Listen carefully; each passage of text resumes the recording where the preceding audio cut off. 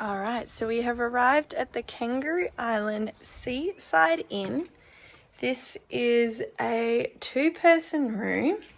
We've got a really long desk here to the left. You've got a kettle, some tea, sugar, cups, tea towel, and a teaspoon. You've got a little mini fridge. One single bed over to the left. Large window and balcony, 2 chairs and a coffee table, and then you've got the second bed over to the right of the room.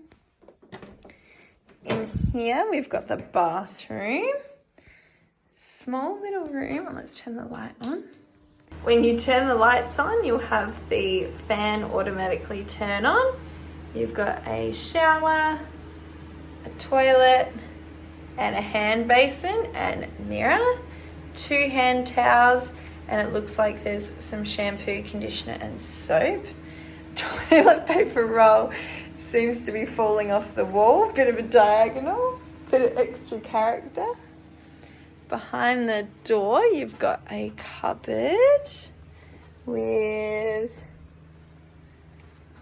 some hangers, a spare quilt, spare pillow, and an ironing board, spare blanket.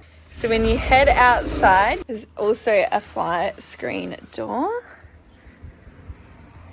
And there you go, great big lawn area, decking, 2 plastic chairs to sit out here and watch the view. Scarlett's just shutting the door for us. It's just got to get the knack of the lock, I think. No, not yet.